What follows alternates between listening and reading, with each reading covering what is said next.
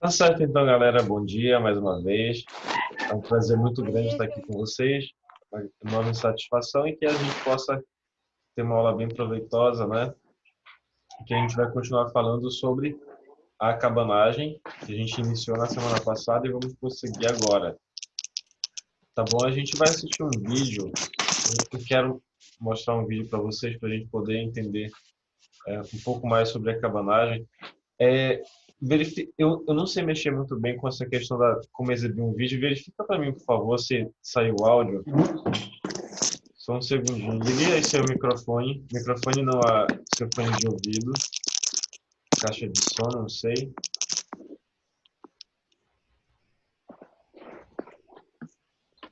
Só um segundo.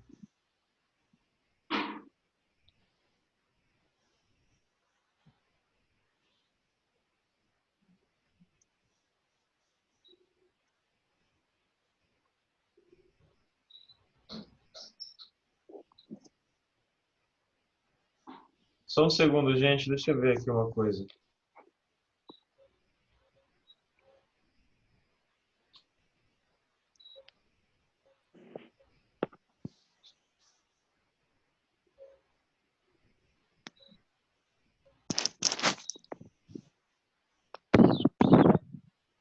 Ô, tira.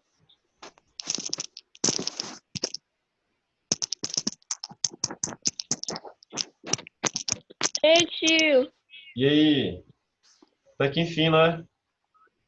Ah, não, é que tava acontecendo umas coisas, aí eu tive que. Aí eu não tinha que coisa ainda. Ah, tá, que tava aparecendo só conectando aqui o teu. A gente queria. Eu não tô achando onde é que compartilha o som. Som no computador. Não Tá Os bom. compartilho. únicos corajosos. Vocês Os sabem onde únicos é que coloca? corajosos de mostrar o rosto é o Gustavo e a Giovana. Deixa eu ver aqui.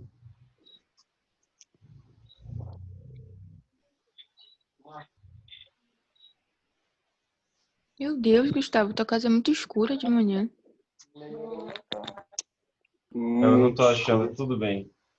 Tu fica de É muito frente ou de grande. costa pro sol? Eu tô de frente agora. Não, a Aqui é, entrada dela. é de costa.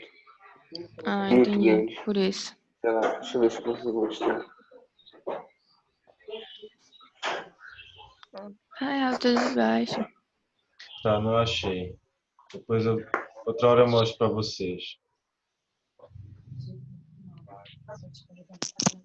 Tá bom, então a gente vai retomar nosso conteúdo sobre a cabanagem, tá certo? E espero que a gente possa aprender bastante, né?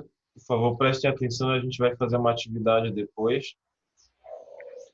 Certo. Então, o que foi a cabanagem mesmo? Só para a gente relembrar, Revolução dos Cabanos. a Revolução dos Cabanos, que mais?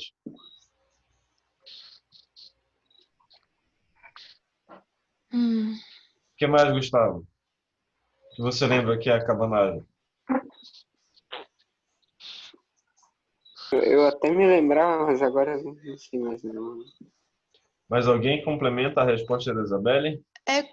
é como se ele. A Cabanagem. É como se não, ela foi meio que uma revolta por conta do rei, se eu não me engano. Por conta do que estava acontecendo no, na economia, no país e tal.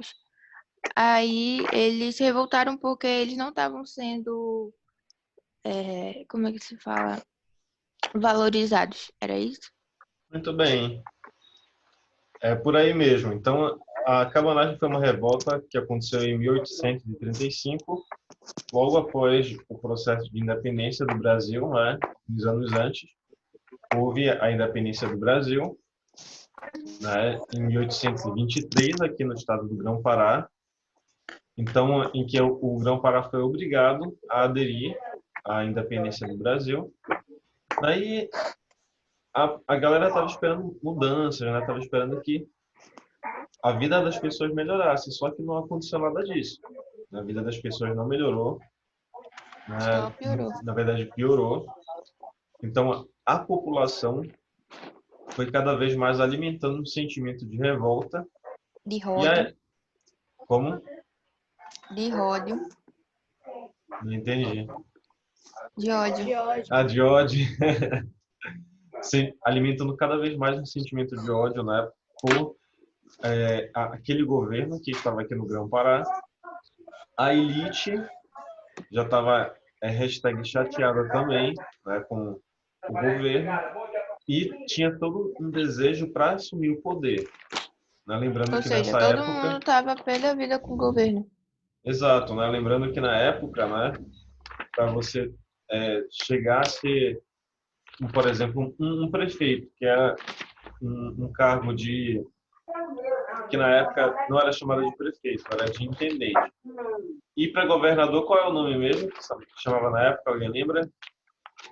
Não lembro não. Égua. Essa pergunta é difícil, né? Presidente de Coronel. província. Então você Égua, como tinha. assim? Exato, porque o que a gente Tá chama bom, hoje governador, tio, de tá bom. estado, né? A gente chama hoje de estado, na época era chamava de província.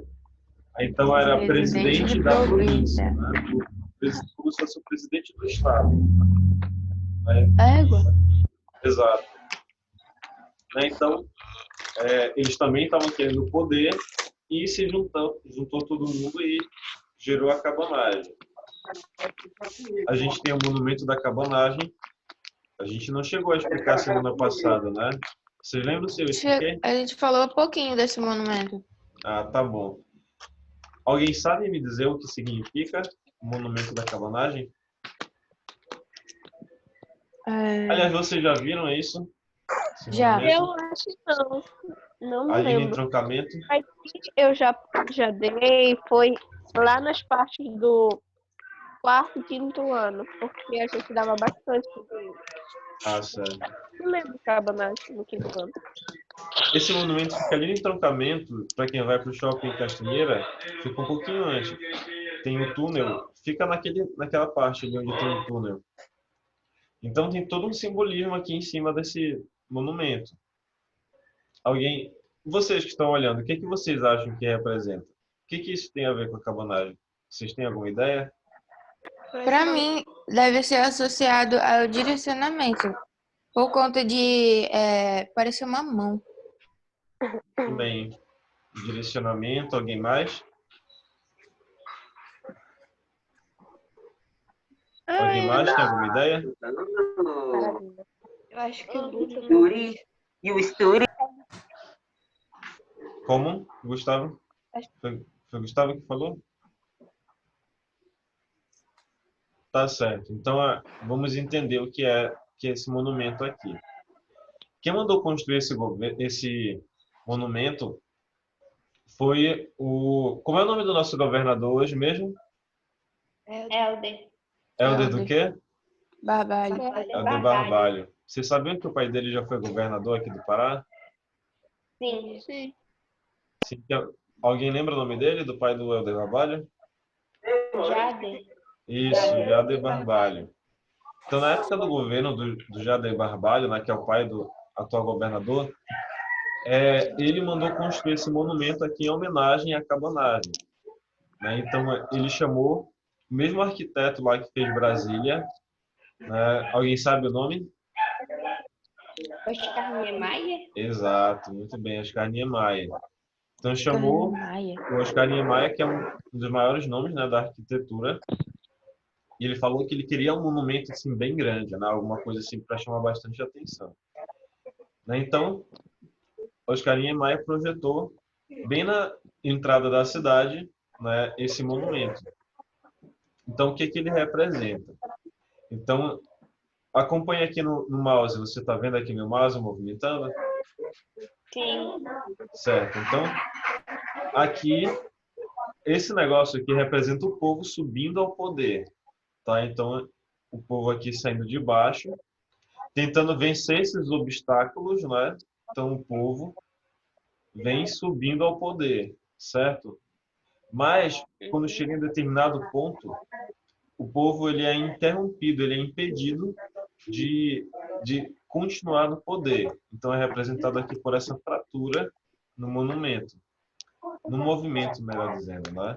Então aqui o movimento ele é interrompido, mas o ideal, o imaginário, os objetivos da cabanagem, que é essa luta, né, por uma vida melhor, uma essa luta, né, do povo, né, por uma condição de vida melhor continua. Então aqui o movimento ele continua dentro do imaginário do paraense, né, dentro da vida do paraense, aqui como se estivesse subindo ao infinito. Então, como foi dito anteriormente, acho que foi a Sara que disse, ou a Isabelle, né? Então, isso aqui representa também um direcionamento. Você vê aqui que o monumento da cabanagem, esse negócio aqui, ele está apontando para a saída da cidade. Então, a cidade de Belém, né, se você passar por aqui, ela está apontando bem em direção à BR, né, BR-316.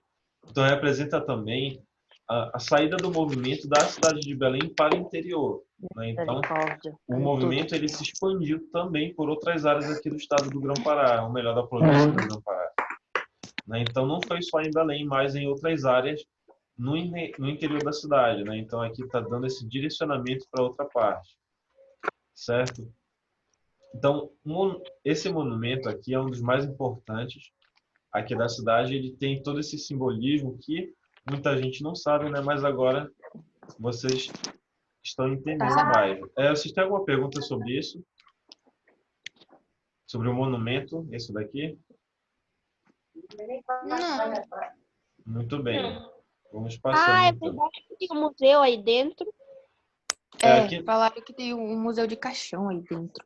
aqui, inicialmente, ele tinha sido, nessa área aqui, ela tinha sido usada para colocar algumas coisas, né, e tal, mas aí começou a ser saqueado, né? Então é uma área que não tem muita vigilância, então os produtos, as coisas que tinham aqui foram roubadas. Recentemente essa área passou por uma reforma, né? Então o governo colocou algumas coisas novamente aqui. Eu acho que ainda tá, eles colocaram umas placas, algumas coisas assim orientando o que é a cabanagem e tal, mas eu não acho que vai ficar por muito tempo não. Colocaram essa iluminação bonita. É porque é assim, né? É uma área que é desprotegida, eles colocaram os policiais ali, mas infelizmente essas áreas que não tem muita gente, assim eles colocam polícia por pouco tempo. E eu acho que, enfim, logo o governo vai deixar isso de lado de novo e o pessoal vai começar a... Tá, só um instantinho aqui, gente. Tá bom. Não, é meu pai aqui falando comigo. Então, aí o pessoal, né, os mendigos e bandidos vão continuar usando esse espaço aqui que, infelizmente, historicamente, vem sendo abandonado pelo governo. Tá, mas vamos adiante aqui. Isso aqui a gente viu, né? Que acho que foi até o Pedro que leu a parte da história. Vamos passando.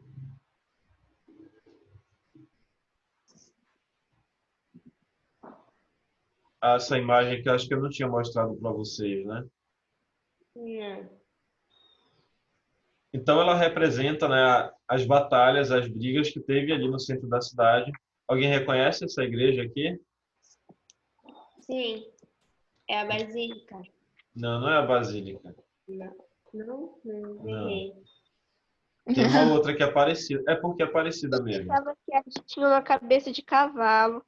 Cabeça de É cavalo? aquela que fica perto do ver-o-peso. Isso, é perto do Ver-o-Peso. Essa igreja é aquela igreja que sai que parte o Sírio. A igreja da Sé, que é a primeira igreja de Belém, inclusive, né?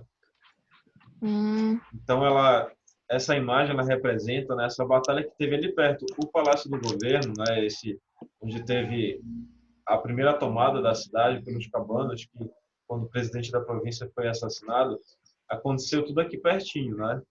Então aqui as forças do império, né, as forças do governo contra os cabanos. Então, mas a gente vai detalhar mais sobre isso.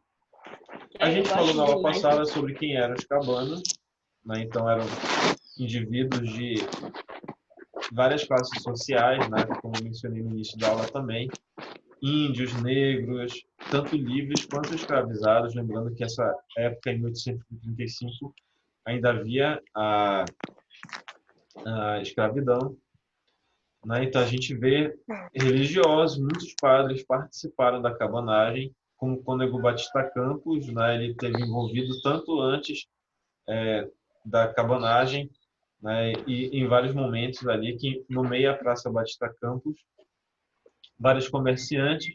E aí o que eu disse, né? Pessoas ricas também estavam presentes, fazendeiros, intelectuais. Não, intelectuais, a gente até esclareceu semana passada, são pessoas que geralmente vão estudar na Europa para... Vocês lembram disso? A gente até viu em sala de aula. Lembra do filho de Patrone que a gente mencionou? Né? Sim. Ele foi estudar na Sim. Europa, né? E trouxe de lá as ideias da Revolução do Porto, né? Um momento um pouco antes daqui da cabanagem. Então, muita gente ia estudar na Europa, pessoas da elite, né? Que tinham condições de pagar por esses estudos, né? Eles iam para a Europa para estudar. Né? Então, quem era considerado intelectual? Os jornalistas, professores, né? E assim por diante, né? Que eram pessoas ligadas à elite, né? Então, eles todos se uniam contra o governo. Né? Então, essa união, não é, de diferentes classes, né, ali do índio, do escravo, do fazendeiro, foi positiva, né, no sentido de enriquecer mais o movimento, dar mais força, mas também foi o que acabou derrubando a cabanagem, porque essas diferentes pessoas tinham objetivos diferentes. Lembra, a gente mencionou isso na aula passada também. O que que vocês acham que, por que houve um problema de, nesse mesmo movimento, ter pessoas tão diferentes, né? Ter um escravizado, por exemplo, e um fazendeiro? O que que você acha? Por que isso gerou um problema dentro da cabanagem? Pelo caso de ocorrer a ambição, porque uns queriam o direito de ser reconhecidos e outros queriam dinheiro. Queriam uma Exato, oportunidade de ganhar mais dinheiro ainda. muito bem. Alguém mais? Eu acho que a gente mencionou isso na aula passada. Alguém mais? Essas pessoas, né, elas, por exemplo, o escravizado queria a sua liberdade, né? Enquanto o fazendeiro, que era dono de escravos, você acha que ele ia querer a liberdade dos seus escravos? Não ia. Não. Né? Então, inclusive, as pessoas que assumiram o poder na cabanagem, elas eram donas de escravos. Elas eram ligadas à elite. Os escravos queriam essa carta de alforria. Acertei? Não entendi, Alexa? A carta de alforria. É assim que se fala para a liberdade deles? Isso. Né? Esses escravizados, eles queriam sua carta de alforria, né? Mas os governos que assumiram, os caras que assumiram, eles eram donos de escravos. Aí, será que eles iriam conceder a carta de alforria para esses escravizados? Sendo que eles mesmos eram donos de escravos? Não. Né? Então, isso foi um problema dentro do movimento. Né? Então, as pessoas que assumiram eram pessoas ligadas à elite. A gente vai ver quem são elas. Aqui é o memorial, a gente já falou. Deixa eu passar aqui. A gente viu na aula passada, né? Aqui, olha, o tamanho que era a província do Grã-Pará, que é muito maior do que hoje o estado do Pará, né? É uma área que engloba praticamente toda a região norte, com exceção aqui do Acre. E aqui a do Tocantins também não estava incluso, mas era uma área muito grande, né? Estado do Pará, Amapá, Amazonas, Roraima, Rondônia. Essa revolta ocorreu durante o período regencial, é importante você lembrar disso, né? Sendo que esse governo era sediado no Rio de Janeiro. Quem estava governando era Bernardo Lobo de Souza, que foi o presidente da província assassinado, a gente falou dele semana passada. Certo. Então agora chegamos a esse ponto. Quem foram os governos cabanos, né? Então, Alexia, lê pra gente esses nomes, por favor. Clemente Malcher, Francisco Vinagre e Eduardo Angelim. Isso, muito bem. Então, esses três caras, eles que foram os presidentes da província que assumiram o governo durante a cabanagem. Então, com a morte do presidente da província, que era esse cara aqui, o Bernardo Lobo de Souza, o primeiro presidente da província cabano, o primeiro governador, pode-se dizer cabano, foi esse cara aqui, o Clemente Malcher, depois Francisco Vinagre e, por fim, Eduardo Angelim. Vamos prosseguir aqui, falar um pouquinho de cada um deles. Tá? Pedro, lê pra gente, por favor.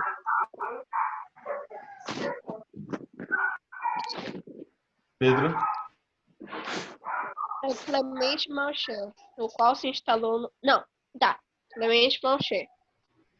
Clemente Malcher é o qual se instalou no poder, mais inclinado aos interesses das elites, entre suas primeiras atitudes foi nomear portugueses para cargos políticos, declarar fidelidade à monarquia e mandar prender algumas pessoas do movimento cabano que se colocavam de alguma forma contra suas decisões, que deixou grande parte dos cabanos insatisfeitos, que então o destituíram um pouco depois de um mês após ter assumido. Malcher foi preso e morto. Tá bom. Deixa eu ver. Alguém para me explicar. Eu posso escolher? Pode ser. Escolhe. Ah, tá. Deixa eu escolher. Pera. Giovana. Não, Carol. Carol, explica um pouco pra gente o que você entendeu dessa parte. Como foi o governo de Clemente Malcher? Me destaca pelo menos uma coisa que você chamou a sua atenção aqui. Tá, vou ler de novo, aí eu explico. Sim, pode olhar de novo, não tem problema.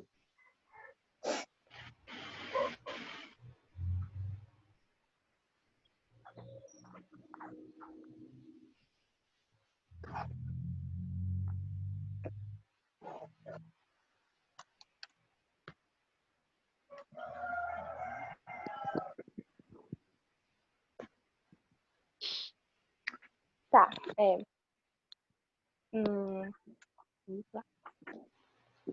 acho que o... Peraí. Tá, vou te fazer uma pergunta então para ajudar. O Clemente Malcher, ele era uma pessoa que ele defendia os interesses das pessoas mais pobres ou das pessoas mais ricas? Mais pobre. Dá uma olhada aí, logo no início fala. Ah, da elite. Exato, né? Aqui fala, né? Mais inclinado aos interesses das elites, né? As elites, né? Quando a gente fala em elite, a gente fala das pessoas ricas, né? Lembre sempre disso, né? Então, são as pessoas mais ricas. Ele, inclusive, era ligado a fazendeiros, né? A várias pessoas que tinham poder, né? Espera aí, assim esse negócio. Então, ó, mais inclinado aos interesses das elites, dentre as suas primeiras atitudes foi nomear portugueses para os cargos públicos. É interessante porque o movimento da cabanagem ele era contra os portugueses. Justamente ele era contra essa questão de a presidência do Brasil, né, no caso o Império do Brasil, ele só nomeava portugueses para governar o Estado, tanto como prefeito quanto para governador. Então a galera, né, não se sentia representada. O pessoal que estava aqui, né, dizia, poxa, por que o governo não nomeia pessoas daqui mesmo para governar? Né? Então ele chamou o governo, a presidência do Brasil, né, no caso do Império, o governo imperial, chamava pessoas até de outros estados para governarem aqui, chamava pessoas que não conheciam a realidade aqui do Grão-Pará para governar. Então, o movimento da cabanagem era contra isso, e Clemente Malcher ao assumir o poder, ele faz justamente isso, né? Ele nomeia portugueses para ocupar os cargos públicos aqui do estado, né? Aqui do Grão-Pará. Então o pessoal já fica chateado com ele aqui, né? E aqui fala o seguinte: ele declarou fidelidade à monarquia. O que é que vocês acham que isso significa? Declarar fidelidade à monarquia. Ele vai ser fiel à coroa, ou seja, o rei ou a Ele rainha. faria de tudo pela coroa, pelo rei e tal. Muito bem. Lembrando que aqui no Brasil, né, nesse período, a gente está vivendo o período regencial. Deixa eu voltar aqui para você. Slide. Que a gente viu na semana passada. Ela já vai acabar já. Ah, saiu.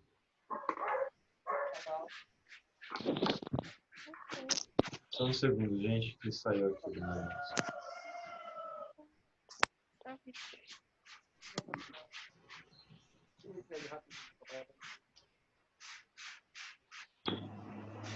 Lembra dessa história aqui que a gente viu na aula passada? Então, Dom Pedro I era o imperador do Brasil, né? Logo após a independência. Ele precisou retornar a Portugal. O filho dele assumiria, mas por que ele não assumiu logo mesmo? Alguém lembra? Porque ele era novo Porque Porque ele é 5 menor anos. de idade. Exato, né? Ele era pequenininho, tinha só 5 anos. Quem é que vai ser imperador, né? Praticamente o rei do Brasil com 5 anos, né? Então, enquanto se aguardava ele adquirir a maioridade, se colocou um governo temporário aqui no Brasil, que é chamado de regência, que era, cadê? Ó, tá por aqui, ó. Seria integrada por 3 representantes, né? Então, se vivia esse período regencial, né? Então, tanto durante o período do governador, né, do imperador Dom Pedro I, a regência, Dom Pedro II, quem escolhia para os cargos era, né, esse governo central que ficava no Rio de Janeiro, né? Eles priorizavam os portugueses para esses cargos, né? Então, eles representavam a monarquia no Brasil, né? O governo central, né? Lá do Rio de Janeiro. E Clemente Malcher, ele declara fidelidade a esse governo central do Brasil, lá no Rio de Janeiro, que é justamente porque a cabanagem a maioria das pessoas repudiava. O movimento da cabanagem foi um movimento contra a monarquia. A maioria das pessoas que estavam ali eram contra a monarquia, contra o governo imperial. Aí vem Clemente Malcher e já declara a fidelidade à monarquia. Que história é essa, né? Então, vocês acham que isso agradou as pessoas ou desagradou essa fidelidade à monarquia que Clemente Malcher declarou? Claro que desagradou. Desagradou, né? É por isso que ele morreu. O cara não tá por dentro, hein? Então, o Clemente Malcher, né, ele fez todas essas coisas, né? Nomeou português para cargos públicos, declarou fidelidade à monarquia. E olha, outra coisa que ele fez aqui. Manda matar, manda prender, melhor dizendo, algumas pessoas do movimento cabano que se colocavam de alguma forma contra as suas decisões. Né? Então, ele começou a perseguir a galera, né?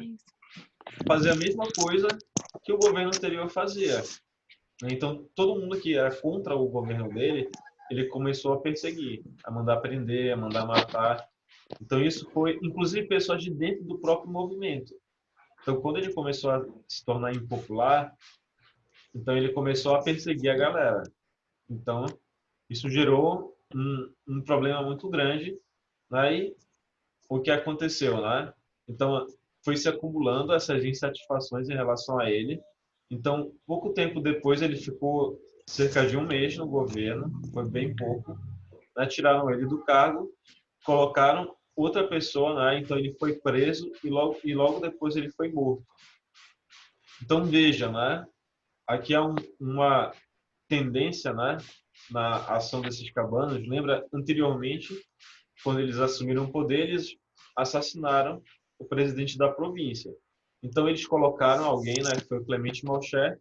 Quando eles viram, né, que o governo não estava surtindo efeito, eles tiraram ele do poder e o mataram também, né? Então, você vê ali que tem uma tendência em cima dessas ações dos cabanos.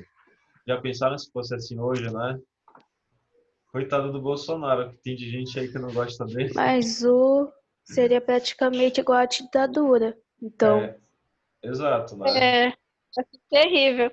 Só ia ver um monte de gente usando a máscara errada. Apoia o Bolsonaro. Ia ser uma ditadura terrível.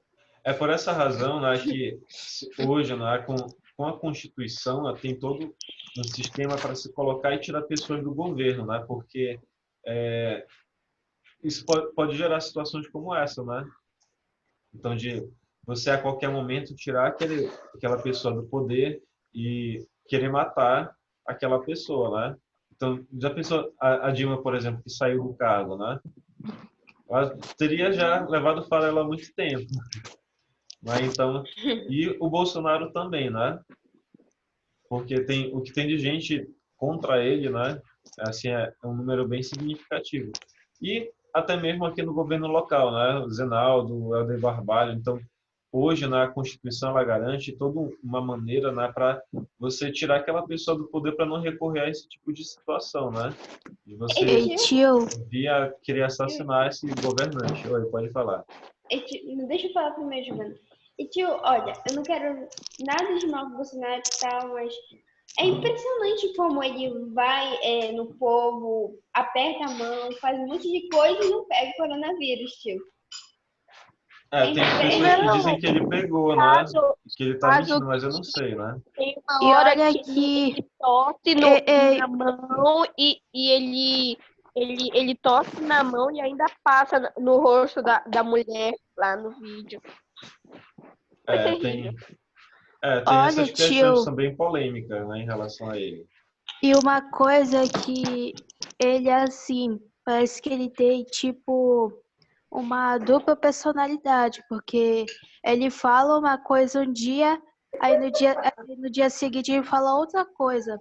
É igual como ocorreu aqui no Jornal Nacional, que ele foi lá pro povo, em vez de mandar todo mundo para casa, foi lá subir e falou um monte de coisa aí, um monte Não, de Ele engraçado tem algumas atitudes bem foi isso polêmicas, mesmo, né? que ele disse que. Como é o nome? Ele disse que era para todo mundo sair de casa, aí depois, um mês depois, não, vocês têm que ficar em casa, não importa as coisas, tem que ficar em casa. Isso que passou no jornal. É para você E ver, olha né? que, ei, tio, Oi, e pode olha que falar. tem uma parte da reportagem que ele fala que um monte de pessoas tá morrendo por causa de coronavírus. E ele disse que é a vida, todo mundo vai morrer um dia. Ele é E prova da morte. realmente, todo mundo vai morrer, mas só que, tipo, ele falou assim de uma forma desprezível. Sim. E Então, inesquecível. para É, vocês verem, né, que um governante, ele tem gente que apoia, tem gente que não apoia, tem gente que, por exemplo, essas coisas que ele faz, né, que tem defendido, né? Teve até manifestação em favor dele, né? Então, sempre vai ter gente contra, vai ter gente a favor, né? Eu acho uma tio, coisa desnecessária, às vezes, ele falar. Por conta que ele muitas vezes faz o que é certo, só que ele fala mais do que ele deveria falar. E por Ele conta acaba falando dele, besteira. e por conta de todo mundo ficar em cima dele por conta que ele é isso, por causa daquilo, ele é um ser humano, ele se irrita. Agora que ele fala besteira é verdade. É. E, gente, É. uma coisa que a nossa reunião ela tá acabando essa, lembra tem um limite, né, de tempo no Zoom já está acabando esse Sim. primeiro. Eu vou encerrar a reunião e vou mandar logo Alex, o link no grupo, tá? E todo mundo entra já logo em seguida, Ele me chamou? tá bom? É Pedro? Ah, Alex, linha de caneta ou de lápis, O quê? como? um Tá. livrinho. Ah, tá. Pensei que você estava tá, falando comigo. Tá, eu vou tchau, precisar fechar até Eu daqui aqui, a fiz. tá? pouco. Aguarde aí. Aguarde aí. Alexia, Eu não sei.